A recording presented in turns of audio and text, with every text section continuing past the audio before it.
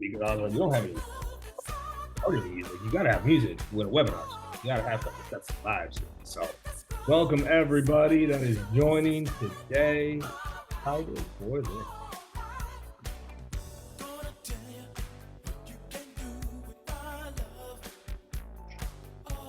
While everybody is joining, if you could do me a huge favor and drop in the chat, where are you dialing in from and what is your role? Where are you dialing in from and what is your role? Let's drop that in the chat to get a feel for what we got. We got Portland in the house, Austin, India, Toronto, Michigan. Ooh, wide right now. I'm liking this. I'm liking this. Miami. There we go. Cayman Islands represent. Okay, we might have to do a swap here. I need to get out there sometime. Yeah, I'm with you on that one. I might be visiting. Right. Oh, we got Wisconsin in the house. Let's go Wisconsin. That's where I spent a lot of time growing up. I'm a Wisconsin Badger, so happy for that. Good. Florida. So hell yeah, y'all. Well, we'll give it another minute or so here for people to join in. But really should be an exciting session. We got 3 amazing callers on here. Another coach here with me, Darren, to really get some feedback. But I just cannot express the amount of admiration I have for all my cold callers, and especially 3 cold callers that are willing to do this publicly with a bot that definitely has some anger issues, which we need to talk about at another time. So we'll give it one more minute here. There we go. All right, we got another Badger in the house. Let's go. So Tate, what was your favorite bar? This will tell me a lot about you. Tell me a lot about you. What was your favorite place to go in Madison? Learn everything I need to know from this one. Mondays? Okay, I'll accept that. I'll accept Mondays. Mondays is good. Mondays is good. All right. Well, Darren, you've done some of these. How much longer do we think we go here? Do we get a minute or so, get rocking? Or we can just get after it right now? I say we give it another minute, but right. we're getting close. We're almost up to we're at over 150 right now, still growing. So we'll give it another minute and we will do some introductions and then we will.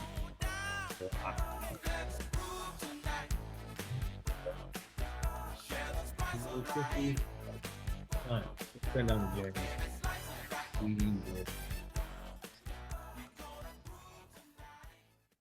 All right, y'all. Well, welcome. We have the SDR Cold Call Battle Royale today. And I appreciate someone liked the music. The fact that only one person gave me some shout outs for Earth, Wind, and Fire, a little bit disappointing. Like that was my vibe check, and y'all didn't pass the vibe check tier. So we'll see if we can make it better as we go. But welcome to the Battle Royale. Welcome to this on a glorious Wednesday. Very, very excited to kick this off. My name is Kevin Dorsey. Everybody calls me KD at this point, and I've been blessed to have been building and leading startup sales teams for the last 15, 16 years now. I've got a couple unicorns under the belt, and I am forever a prospector, forever a cold caller. It holds a very, very special place in my heart. I have coached and led well over 500 SDRs at this point, almost 1,000 reps. And the one commonality they almost all had is we cold called. We picked up the phone and we made dials. We have split tested individual words and scripts. I have probably personally reviewed hundreds of thousands of calls at this point, which is why this is such an exciting event to be a part of. And with that, I wanted to make some introductions to who we have for this event today. So first, I wanted to introduce Noah London. He's an SDR over at My Sales Coach. And he is constantly posting content about, let's talk about some of the struggles of sales. You know, like there's the good, but there's also, y'all, this can get messy sometimes. This can get rough sometimes. And Noah has such a unique way of sharing the highs and the lows on his sales journey. So if you don't follow him on LinkedIn, definitely give him a follow. But Noah, welcome to the battle, my friend. How we doing? How we feeling?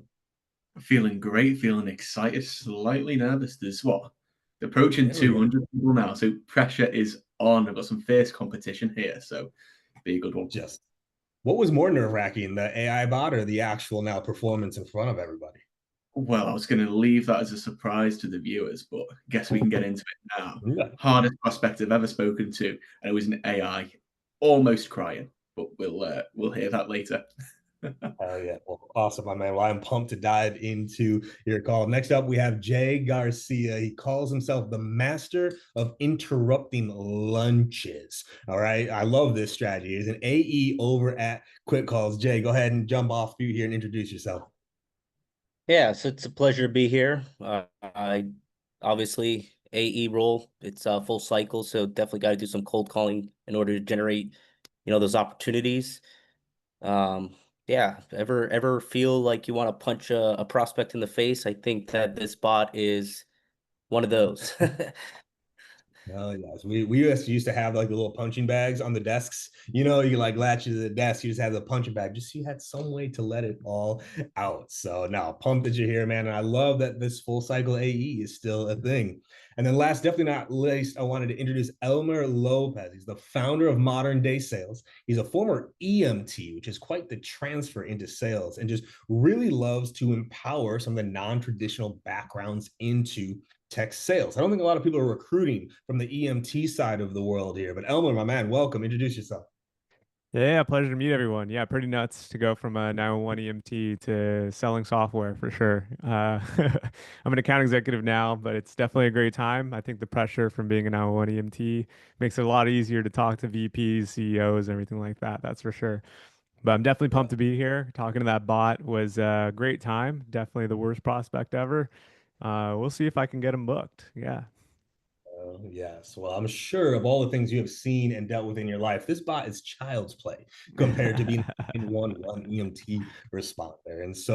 And then with me, I'm very excited to introduce my fellow coach and judge and feedback giver, Darren Davis. He's the head of sales over at Just Calls, has over 10 years of experience selling tech to SMB, mid-market, enterprise, making cold calls, coaching cold calls. And I'm very excited to have him as a co-judge with me here today. Darren, my friend, introduce yourself and let's rock this. What's going on? This is our second one of these. It's going to be pretty exciting. I think we made the bot a little bit harder the second time around, so gotta keep us on our toes. But yeah, it's great to be here. So I sit in New York and really looking forward to this. So it'll be a fun time. Hell yeah. Awesome, y'all. Well, we'll kick this all off, but first, obviously, I have to shout out Just Call for making all of this happen. Funny enough, I used to work with Kushal back in the day on a different program. So when they hit me up and said, hey, you want to be a part of this? It was an immediate yes. Just Call is the leading customer communication platform for sales and service teams. They make it easier to see what's happening, make more dials, coach your people, and at the end of the day, improve our communication and our pipeline generation. So we're going to dive into this right now. I want to make sure that everybody can see my screen. Give me a thumbs up, y'all, if you can see my screen. We got this. We're ready to go. Okay. So we're going to dive in here. We have 3 calls that we are going to review, and we are going to give them a listen. And actually, Darren, how do you want to do this? Do we want to listen to the full call and then give feedback? I'm more of a pause and feedback guy, but how do you want to run your side? Let's go with the pause. I like that. We'll switch it up a little bit. And I know there's some fireworks in there, so it's going to be hard to go through the whole thing without mentioning something. Absolutely. Absolutely. All right. Well, we will dive in here, y'all. And this is the Just Call platform here. And so we will pull up the calls. And it looks like we've got Elmer first. It looks like you are the first one that we are diving into here. So we're going to pull this bad boy up. And, we're going to see. What I like about this is I want to see, okay, how does AI give us a score here? And then we can see how it compares to our real score here. So, Elmer, do you want to set the scene at all here? Give any pre-context, or you just want to dive right into it? Yeah, I think discovery is super important in cold calls, but it was tough to do discovery with this AI bot, that's for sure. So I guess that's what I would say to preface. And yeah, I guess you'll see what happens without spoiling too much. I think we've been teasing it enough. We're like, what is this bot? Like, what is going on here? So let's do it. Let's dive over to the transcript and let's give this a play. Let's skip intros. Who are you and why should I care? Yeah. Is this Derek? Wow, sharp observation. Yes, this is Derek. Oh, who are you and why are you wasting my time? So I'm going to pause right there. We can already tell how this call is about to go, right? And so one of my first actual feedback here, and I'm actually very specific, this was my call, is we actually never ask if it is. I always assume it's the person we are talking to avoid that first riffraff, right? Because if it's not Derek, is he going to tell you? Like, you're like, hey, Derek, and he's like, I'm not Derek. He's not going to let it ride, right? So I would have just gone right into it and skipped that first question there, because you can tell this dude he's on one already, which is fun. Yeah, pleasure to talk to you, Derek. This is Elmer from Inbox Ghost AI. I'm able to give you a quick call just because we currently help companies like yours ensure sales emails consistently reach primary inboxes, and we get improved deliverability rates pretty heavily. We've even seen people or companies like yours get a 40% increase in email open rates. Are you struggling with email deliverability right now?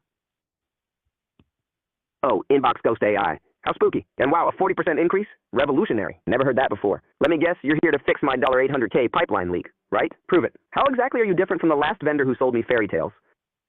Yeah. How are you currently going about improving your email deliverability? Oh, clever. Answering my question with a question. Let me save you the trouble. I'm not here to give you a free consultation. You're the one pitching. So again, how are you different from the last vendor who tanked my revenue? 10 seconds. Go.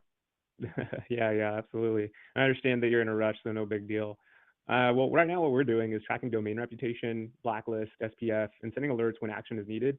That way you're aware of any kind of issues right away. We're using a lot of AI to make sure we're in front of this as fast as possible. I mean, what are you guys doing today? Oh, AI again. Shocking. Tell me more fairy tales. So you're tracking domain reputation and sending alerts? Cute. But how does that recover my $800K? Give me numbers, not buzzwords. Yeah. So I'm going to pause here real quick. Darren, do you have anything to throw out here yet? Yeah, I mean, first of all, I commend you. It's, just the fact that you're able to keep your cool. I think I would have taken my headphones off and thrown them against the wall already. So, I think you keep a really good tone, and those things matter a lot. Like as you're kind of like getting beat up, without even being able to like have a build a little bit of rapport or anything along those lines. But first, I also, I guess I should say second, I also like you try and ask questions. He starts throwing out numbers fast, and I think that's just like an opportunity to take a step back and say, hey, look, you clearly got a problem.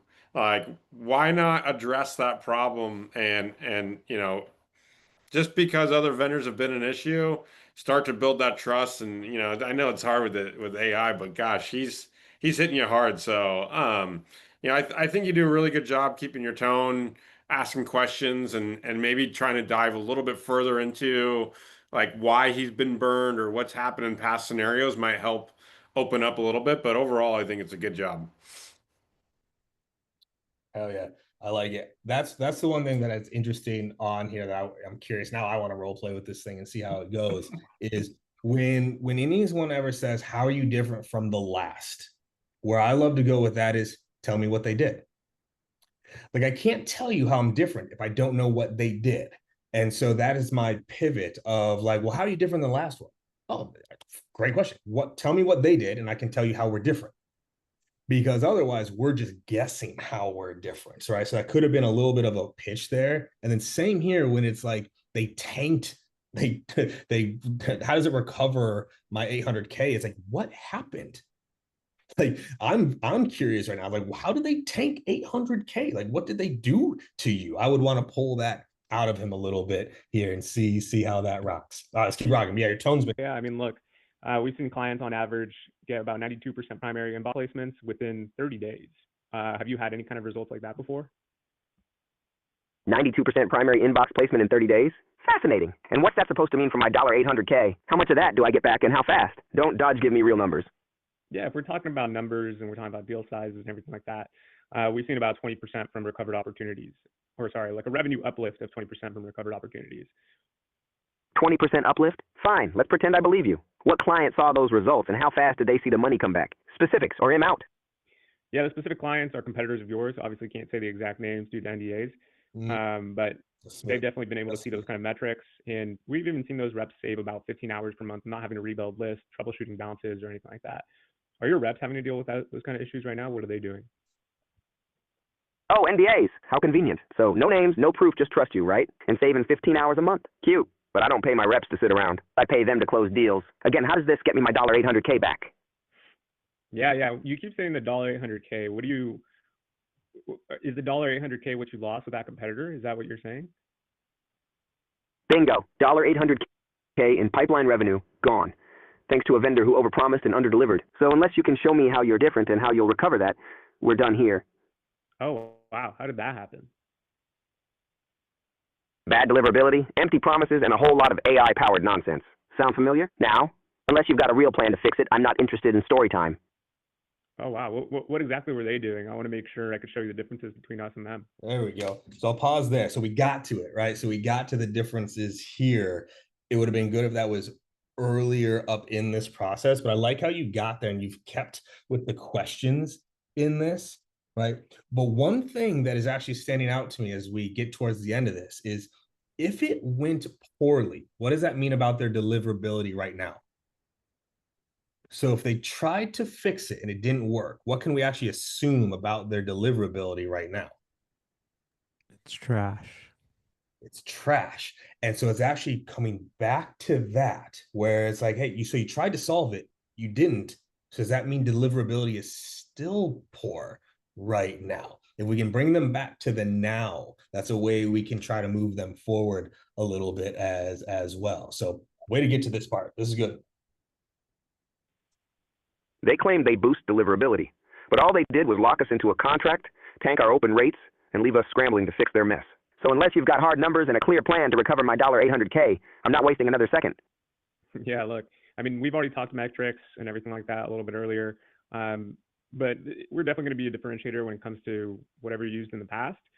We're going to be able to show you exactly where your emails are landing, inbox, promotions, or spam, and that's going to help your deliverability within itself, right? Because if you're landing in spam, then that's going to be a big issue. Do you know if you're landing in spam today? Oh, groundbreaking insight spam is bad. Thanks for that revelation. Look, I don't care where my emails are landing unless you can tie it directly to recovering my $800K. So last chance, how do you fix my revenue problem? And don't give me fluff. Yeah, I mean, just like I mentioned earlier with the metrics that we talked about, I mean, 40% increase in email open rates, clients on average seeing 92% primary inbox placement within 30 days, reps saving about 15 hours per month, and even seeing a revenue uplift of 20% from recovered opportunities. And honestly, this isn't random companies we're working with. We're working with competitors of yours. So is this worth a chat? Fine, 15 minutes. Tuesday, July 1st, 10 a.m. Late, I bill $1K per minute. Don't waste it. Sounds great. Talk to you then. I love it. I love it. All right, so real quick in the chat, everybody, let's give Elmer some love here, y'all. Like he went after a monster of a bot here, a monster of a prospect. So let's drop some love in the chat for him there. Like that is good work here, my friend. So Darren, what do you got for us? All right. Well, first you got your follow-up meeting, so that's super important. The other portion I think like that came up a couple of times. If he's going to keep using this $800K, like one, he's asking, like, you know, to Katie's point, he's asking you to compare to something you don't even know what you're comparing against. So drilling into that comparison of, or even pushing back and doing a little bit of reverse selling and say, hey, look, you're asking me to compare this to something that I don't even know what I'm trying to compare myself against. I can't answer that question, and maybe putting a little pressure on their side. So I'd say that was like one piece. The other portion is I thought you did a really good job with the value proposition, 20% saving hours. If you could understand how they got to that 800K, is that 5 deals? Is it 20 deals? Like, you know, what does a 20% uplift in revenue mean? I mean, that could mean more than 800K. It could mean half. Like, and that's where, you know, if you leave too much ambiguity, especially if you're calling into like a C-level, you know, VP, decision maker persona in whatever industries you're in, if you can hone in on what problems they're trying to solve and say, oh, well, you've got a gap of 800K, but I can actually get you to 1.5 million, that makes even a bigger case to get to those next steps. But I think, you know, considering all the pushback you were getting there, again, bravo. That was a really good job. And, kudos to you for sticking with it and keeping a good tone through the whole thing. Hell yeah. No, I agree there, right? We got there. You asked for the meeting, which is key. Most people don't actually ask. They wait for the prospect to say something. So you asked for it, which I liked. And then, yeah, to Darren's point, that 800K we need to attach it, because at the end of the day, what we have to remember is no one wants deliverability. What do they actually want? No one wants deliverability. What do they actually want? They want pipeline. They want revenue. They want money. And that was the only thing we didn't quite tie back to that. And that 20% opportunity recovery, that could be like, how many ops would you need to hit 800K? That could be 2, that could be 3. It might be, then wait, how many opportunities do you have out there? I've got 50. Okay, 20% of 50 is 10. You only need 3 deals to make that up. Like, we're all, then you can speak with some confidence. So love this, my man. Well done. Great work on this. Absolutely loved it. Let's keep on rocking here, y'all. So props, Elmer, my dude. All right, we are going to jump to Jay here next. Where's Jay? Gotcha. Let's do this, Jay. Let's do this. All right, we got the right one here. All right, Jay, we ready, my friend? Yeah. Round 2. Want to kind of give a heads up. It's very straight to the point here, like asking for the appointment. Reason being, being an AE, I think that discovery is important in a cold call, but not to give too much out, right? Because that does, at least in my opinion, lower your chances to setting the appointment, right? So keeping it straight to the point on that call. I love it. What the beautiful thing about cold calling, y'all, is there's many ways to succeed. There's many ways to do this thing. And actually, one of the most important, I'll say, tips I can give on cold calling is you have to do what you're comfortable with, right? If Jay is more comfortable with a little bit more direct, a little bit more, hey, we're going to get this done, we'll go deeper on another call. And Elmer likes to pull more out in the middle, and Noah likes to tell more stories. Hell yes, right? There's certain ingredients in a good cold call that need to be there, but comfort and confidence is one of the main drivers. So no, I love it. Let's dive in. I love that we're going to get different styles here. So let's rock. Let's skip intros. Who are you and why should I care? Derek, it's Jay with InboxGhost.ai. Did I catch you at an okay time? Wow, Inbox Ghost AI. Sounds spooky. Let me guess, AI-powered seamless email deliverability? If so, I'm hanging up. What makes you different from the last vendor that burned me? 10 seconds. Go. Look, So I'm going to pause here. I just love any sentence that starts with look and listen. Like, I love like someone like just look, listen. Like, I don't know. That just always gets me a little bit fired up. I was like, hey, listen, I'm going to level set with you here real quick. So I saw the look. I was like, oh, this is going to get good. I can already tell this is going to get good. All right, let's keep rocking. Look, I'll be brief. I'm reaching out because I help B2B SaaS companies ensure their sales emails land in the right inbox, avoiding those spam folders. Right? I have a quick question. How confident are you that your sales team outbound emails are consistently reaching your prospect's primary inbox and not getting lost on the way? Oh, I'm very confident that my last vendor said the exact same thing before tanking $800K in pipeline. So no, I don't care about spam folders. I care about recovering that revenue. Can you fix that or not?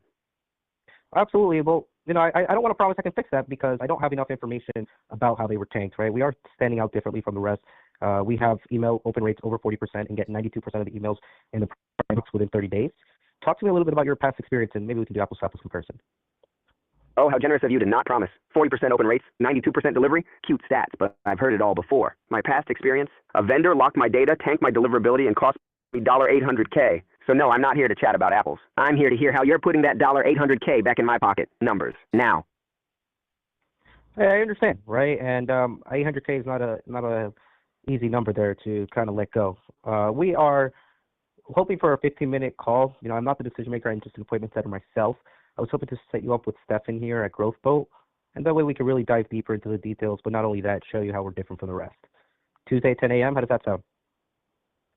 Oh, so you're just the messenger. Convenient. Fine, Tuesday at 10 a.m. But if Stefan wastes my time, I'm billing $1K per minute. Don't screw it up. All right. Let's skip intros. So, real quick, in the chat, let's drop some love over to Jay here. A different style, right? A different way to go around this. And I'll be honest, sometimes we do overcomplicate it, right? The goal of this call is to get the next one. The goal of this call is to get that next 15 minutes, and he asked for it confidently at the end. So I like that. Darren, what do you got for him? I agree. If you're looking at outcomes, that's the outcome you want. You want that second call. So I think, kudos to you. Again, it's a really good job, especially with a tough prospect on the line. I probably, like, in the context of this, I actually was always keep my calls short as well and try and leave them hanging. I think the only piece here is you need a little bit more of that cliffhanger, maybe around that 800K, where you can really start to say, you know what? I want to make sure this person's actually going to show up to my next call versus leaving me hanging, right? And But outside of that, I thought I like a short call. Sometimes that's better. It's great to hear the different styles. And yeah, I would just dive a little bit more into like, for the 800K, if that's the goal or the metric we're trying to improve, what I need to understand is X, Y, and Z. I need to know what your current email delivery rate is, what your deal sizes are, and if I can improve it by X or Y or Z, this is how much you can expect. And then maybe you'll see that no-show rate start to drop a little bit as well. Yeah. What I like, if I'm going very direct, if I'm trying to keep it shorter, what I'm looking to do here is I want to do it's called like a reframe and a label, right? What do we actually know about him that makes it very likely he's a good fit for us? It's actually very important. Like, what is something we know about him relatively quickly that would actually make him a great fit for us to ask for a meeting? He's been burned before. He's been burned before, but to be burned means you had to spend money. To spend money means you knew it was a problem worth solving. To know it's a problem worth solving means that's already skipped 80% oftentimes of what the sales process is. I would restate that. I say, hey, you know what? Look, we can actually keep this short. Here's why. You already have spent money on this, which means you know this is important to solve. And it sounds like you didn't solve it the last time because someone else messed up, and that's not fair to you. I love working with people like you because you know this is worth solving. Let us show you how we could solve it. I'm not asking you to buy yet. I'm asking you to see whether we can solve it or not. You have 15 minutes on Tuesday to see if you think we can solve it better than the other people. But notice how I reframed it. It's like, dude, you're perfect for this. You've already done this before. You know it's important. You get it better than the rest. Let's just hop into it, right? I'm not asking you to buy. That's also the difference with someone here. So I'm not asking you to buy. I'm asking you to tell me if we're better than the last one. Because what do people love to give? What do people love to give? I say, I'm just asking you to tell me if we're better than the last one. Because if we're not, you're not going to buy anyway. What am I giving him an opportunity to do? Give his opinion. And people like this love to give their opinion, right? So that would be the only pivot I would make there is like, hey, actually, you get to tell me if we're better. That's the beauty of this. And that's the only opinion that matters. So just a little reframe there. We can keep it short, sweet, and go from there. But overall, my man, good work here, dude. Good work. All right. All right. We got one more. Let's keep rocking here. Where are you at? Let's bring us home here, Noah. Let's bring us home. All right. So Noah, open us up here a little bit. What is your take, right? So we've had Elmer's take and stance or Jay's take and stance. What's your take and approach here? So I'm a talker. I'm a natural talker. So converting that into being able to be somewhat successful as an SDR in sales, I like to tell stories. Working for my sales coach, one of the co-founders and the head of sales was a co-author of a book called Problem Prospecting, which is all about cold calling and prospecting, leading with problems that your ICP will no doubt face. So that's my take on this, and that's the direction I've gone here.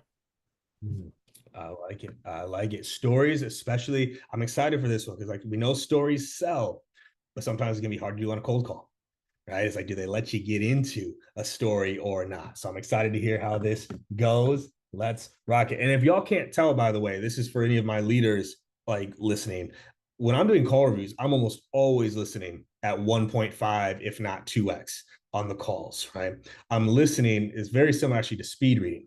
You don't speed read for retention. You speed read to find what you need to retain, and you slow down. So when I'm listening to calls, I'm going through them fast to get to the parts I need to listen to, and then can slow down and listen to. So it saves a whole lot of time as a leader. And I love transcripts. I'm obsessed with transcripts. I listen, I read them so many times more than just listening. So we'll dive into this. If 1.5 is too fast for everybody, I'll drop it. I'll drop it 1.25. We'll rock from there. Right. Let's skip intros. Who are you and why should I care? I appreciate the directness, Derek. It's Noah over it. I'm gonna pause right there. Okay. This is great here. Is what did y'all catch in his tone right out the gate? Right out the gate. So the prospect says like like this is where it is. Like what does Noah do immediately? Did y'all catch it? He's giddy. He's laughing. It was that laugh, right? There was that laugh right out the gate. Now, I like it for two reasons. One, it calms you down a little bit. When you're willing to laugh at someone there, like it calms you down. That's also what I'll call a natural pattern break. Right. A lot of times people like they try to do these gimmicky pattern breaks, which is just a laugh. Now, you could cry, right? We'll get into the hard fold here in a second, but like I just like that right out the gate. It's just like there was that initial chuckle in there that I really, really liked. So good stuff. Inbox ghost. I spent a ton of time speaking with SaaS CEOs, and the biggest pain in the backside for them is their sales reps being ghosted so the deals don't move through the cycle, and pipeline being thin because their emails, when their prospects are going into spam folders. I'll pause there, though, because I'm guessing you're going to tell me none of that's true. Oh, you're guessing right. Every vendor says the same thing. We fix email deliverability. We save your pipeline. Blah, blah. How are you different from the last tool that burned me? 10 seconds. Go. With that last tool that burned you, what do you feel like went wrong for that to have left a hole in revenue, perhaps? Oh, come on. Don't play therapist. I lost $800K because their promises were fluff. Their deliverability was trash, and they locked my data for weeks. Now, are you fixing that or just wasting my time? That's definitely something we're fixing. With some of the companies we're working with, we're seeing a 40% increase rate in email open rates. Clients such as Salesforce, HubSpot, Outreach, and SalesLoft have been seeing a 92% average primary inbox placement in 30 days. Is that something that sort of piqued your interest? 92% inbox placement in 30 days? Fine, it'll bite. How exactly are you pulling that off? And don't you dare say AI-powered. So essentially, how we do it is we ensure that those sales emails constantly reach the primary inboxes by navigating them around spam filters, and domain restrictions. I'm guessing AI is a big no-go for you, or are you still open to something that involves AI in some capacity? Oh, navigating spam filters and domain restrictions? Groundbreaking. Never heard that before. And no, I don't care if AI is involved or not. I care about results. So how much of that $800K are you claiming you can recover? Give me a number. You want me to give you a number? Finally, let's hear it. Don't make me regret asking. Okay, so from my estimates, we wouldn't be able to retrieve any lost revenue going backwards in time. I'll pause right there. I like that. That's smooth. Like it's a very straightforward one to go through, right? Like it's like, hey, we can't go back in time. I really, really like that. Darren, what are your thoughts so far? Yeah, I really like the I can't go back in time. Like I think it just sets the right expectation. It changes the whole tone of the conversation where it's like, look, I can't fix anything that's been broken. All I can do is be me, be us, be my business, and help you going forward. So it really sets you up for success when someone's really trying to grill you um, on, a past vendor. Or I mean, I'm sure we've all heard it. Like there's nothing worse than someone asking for a discount on a sales deal because they got burned by a previous vendor. And it's like, hey, it's not my fault. Like we didn't burn you. You got burned by someone else. You're gonna have to learn to trust and reframe the value looking forward versus, hey, let's just focus on the past and everything that hasn't worked well. Like that's just a death spiral of non-converting, leads and prospects and opportunities or big discounts and all those things. So I think you did a really, really, really good job with that kind of reframe. Appreciate it. And Noah, are you a Chris Voss fan by chance? Not someone I follow religiously. Rings a bell. I'm just a super direct person. Yeah, he wrote Never Split the Difference, which was a big, negotiation book. He was a top hostage negotiator for the FBI. You dropped in here what he calls a diffuser, where the person said, give me a number. And your response back was, you want me to give you a number?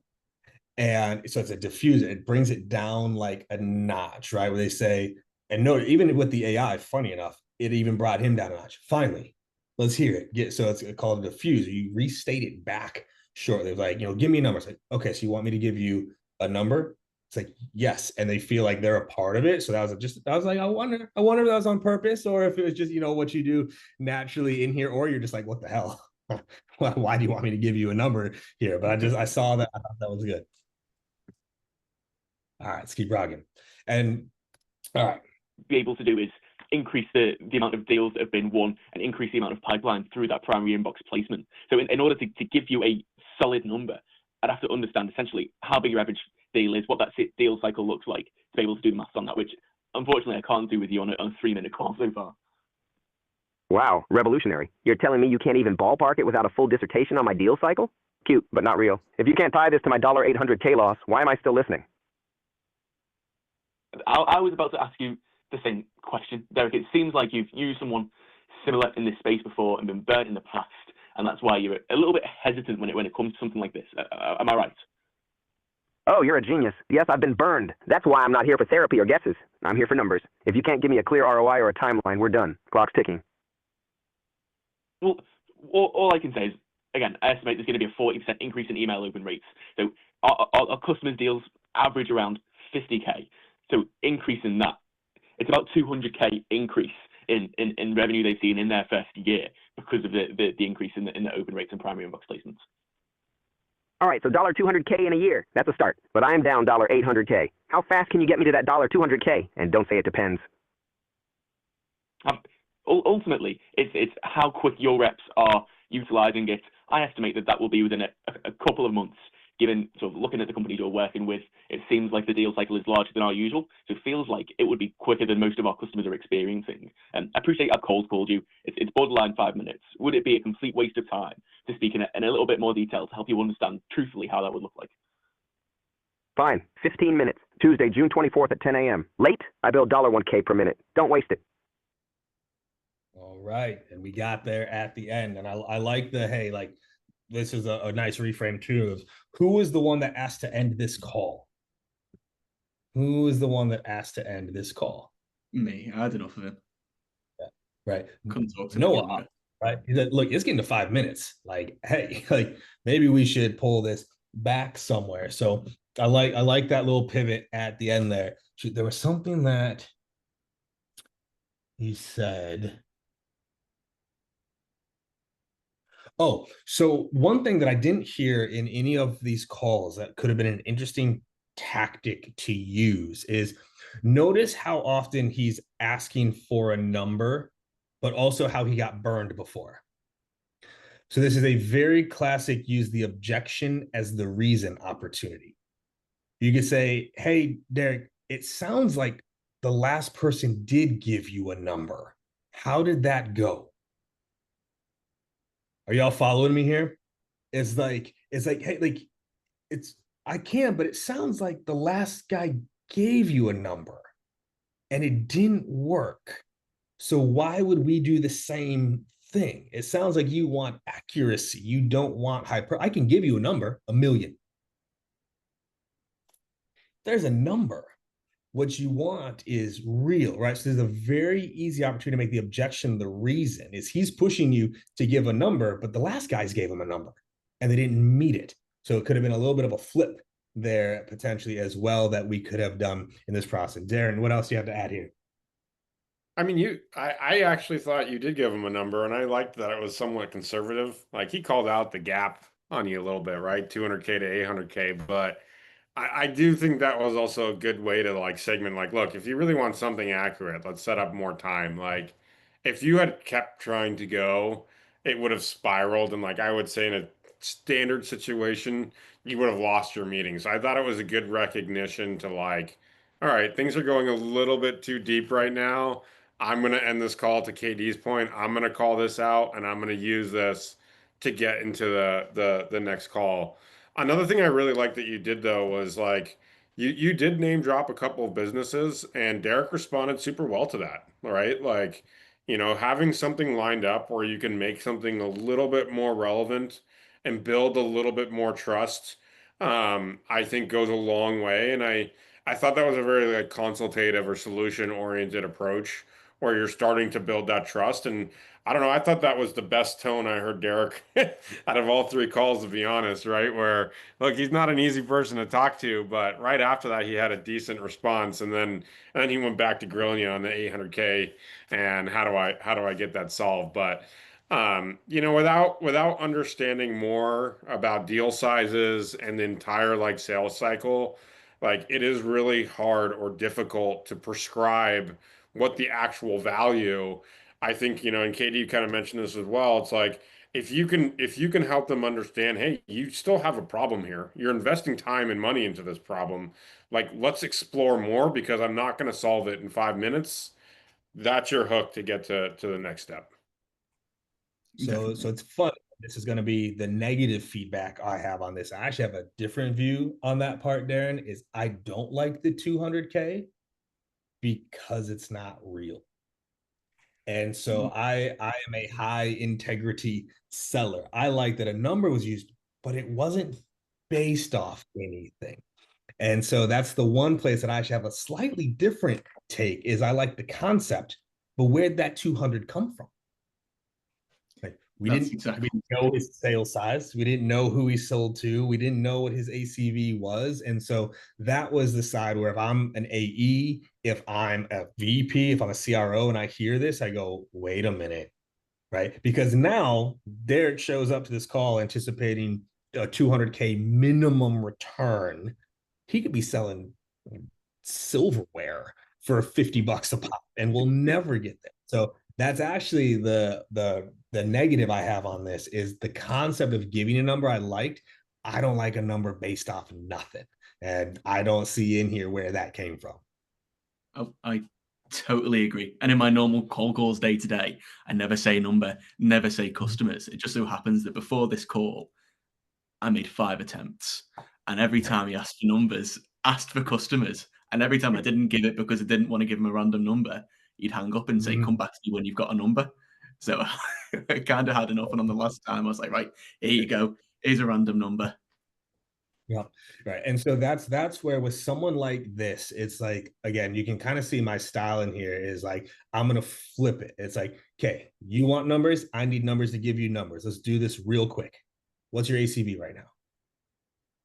Well, I'm not going to tell you. So you want me to make up a number? Like I would actually go, it's like, I like call it the hand-to-hand combat sometimes of just like, okay, you're going to be short and punchy. All right, I'll be short and punchy. You want numbers? Beautiful. I need to know your deal size and your deal cycle real quick. What are those? And so I throw it back to them. So you actually can give them a number, right? So that's the one place in here I was like, I don't love that. I love the other things that I have in here, but I don't want a made up number around all those things. And so, but very, very good work here as well. So this was fun, y'all. We got 3 different. Everyone in the chat real quick. Let's give Noah some love in the chat. Give him some thumbs up. Give him some props, right? Like that was some good stuff there for sure. I got a question for the 3 of you. Do you, if this is for any of the 3 calls, did anyone think about like asking what they did do from a business perspective or test that out in terms of like what industry they're in or like try and tie something, hey, like, you know, I know your business is doing X, Y, and Z. Like we help a lot of businesses, you know, in the same industry or something along those lines. Would have been a good idea, but didn't. Because ideally, right? Ideally, those are things that we know, like when we make the call, right? And so obviously with AI and a fake tool, whatever else, like we know those things, right? And so like that, those are things too, where it's like also too, as a shout out to JustCall and how they've actually designed their new dialer, right? So JustCall has a sales dialer, right, that helps book more calls, book more meetings with connect rates and follow throughs, but also it has that information there for when someone answers. Right. So you have some of that insight. Someone answers, boom, like, all right, I know who this is and what that industry is and everything else there. And so definitely, if you haven't checked out their dialer, it's a great tool to, again, help book these things. Because if we don't know them, if we don't know this about our prospects, it's gonna make it real hard. It's gonna make it real hard to actually book this meeting. So I believe it has dropped a poll for everybody to answer, like, who gets your vote? Let's start the poll right now of who gets the vote. Who do we believe nailed it the best, right? And then what I would love to do while that's happening is, we still have a little bit of time here. It's like, what else, where else could we give some feedback on some calls, right? What was some feedback from the people listening? What did you like? What did you think were opportunities? That's the beauty of these webinars is we have a lot of people here to give feedback. So I'd be curious from the people listening, what were other things that stood out to you that you liked? Or what were some areas you thought could have been done better? Let's drop some of those in the chat as well. And I like this question from Daniel, right? Of like, which one do I think is most likely to show up to the second call? If I'm thinking about which one is most likely to show up to the second call, Ooh, it's a toss up between, I'll say, Noah and Elmer's. If I look at how these calls worked. So actually, if I have to pick one, if I literally have to pick one that I think is most likely to show up just based off of, I'll say, prospect engagement, this is the only one where they confirmed. It's the only one where Derek said, call confirmed Tuesday, 10 a.m. And what that leverages, if y'all haven't read the book Influence by Robert Cialdini, please read Influence. Robert Cialdini, all-time classic. But what this is the law of consistency. When you can get the prospect to confirm, when you can get the prospect to say, we're good to go again for this time, it increases the likelihood of compliance. So I like this, whereas the other ones, they just kind of ended. Don't be late, right? So that would be there. Like there's differences in between the two, but that's just one small nuance at the end there. So okay, actually, okay. So before we get into the poll results here, Darren, this will be a fun one. One of the questions that showed up a lot, it looks like in the chat, was working with gatekeepers, right? And like, how do you get past, or how do you work with gatekeepers? Darren, what's your take on this? How do you do it? The best way to do it is to avoid them. I can tell you that much. But we've all probably, or maybe many of us, have worked in industries where it's not possible. And that's where, like, my suggestion is actually using a bot like we have with Just Call, or some sort of solution where you can really nail down a pitch, where maybe you even understand the types of communication that the gatekeeper, might be speaking to your decision maker, or whoever you're trying to get into reach with, your champion, and really help them communicate a very concise and short pitch. My advice to you is, do not try and get your gatekeeper to go through a full pitch of what you do. You're likely wasting your time, and you're likely, gonna hurt your chances of getting next steps. And so, in that scenario, instead of selling your product, you're selling the next step. You're selling the meeting. You're selling that second step, or that conversation with that non-gatekeeper, again, whoever it is, your champion, your decision maker. And that way you have a better chance of maybe getting a call back. And, some tricks that I've used in the past myself even is, like, if you're in a business where gatekeepers are going to show up for 99% of your calls, what's the hook that is going to make sure that that gatekeeper explains why you're trying to reach and why you deserve a call back. And if you can practice that pitch versus the pitch of your product, you're going to get more callbacks versus trying to pitch your product to the gatekeeper. Yeah. And I want to clarify, to me, there's a big difference between a gatekeeper and call it like a phone operator, right? So like a phone operator, like a route treer person where they have no relationship with the person, that's where you're trying to avoid at all costs, because they literally just know nothing. There's like, route me to line 4104. That's different. A gatekeeper, to me, they know the prospect that you're trying to talk to. And if they do, I want to talk to this person. So one of my favorite things to do with gatekeepers that are directly attached to that individuals is the don't want to waste their timeline, right? So if I get a gatekeeper on, right, my first move was like, hey, KD over at Finally, hoping to talk to Noah real quick. Could you transfer me over? Right, so I identify and always like ask for the transfer. Could you transfer me over very quickly? Now, more often than not, what are they going to say to that? More often than not, what are they going to say to, like, hey, could you transfer me over real quick? More often they're going to say, no. What is this about? This is where I pivot. Say, hey, well, you work with Darren. Actually, you know what? I'd like to chat with you real quick to make sure I don't waste their time. Could I ask you a couple quick questions? See if it's even worth having a conversation. Okay, what is this doing to the gatekeeper? If I say, look, actually, you know what? I don't want to waste their time. Could I ask you a couple quick questions? See if it's even worth a conversation. What is it? I saw Noah come off mute real quick. What is this doing to the gatekeeper? They feel important. They're involved. They're part of the conversation. They all of a sudden just want to help. And then they're on your side. I'm elevating them. And if you think about it, what is a gatekeeper's job? It's to protect that person's time. So when I lean into the, hey, this is going to help protect their time, I'm helping them do their job. Because y'all got to remember, by the way, if I have an appointment with Darren and Noah is the gatekeeper, it's also Noah's job to transfer me. You got to remember this. If I'm supposed to talk to Darren, it's also his job to make sure I get through, right? So I say, I don't want to waste some time. Could I ask you a couple quick questions? And then this is where I ask questions that either they will or won't know. Okay. So for example, if we're doing this ghost inbox, I'm like, hey, like, have you ever heard Darren mention anything about deliverability issues or like emails not going through or spam or anything like that? This is going to go one of two ways. If they have heard it, they're like, actually, I have actually heard him mention that. That's exactly what we do. I was hoping to maybe see if we could help them.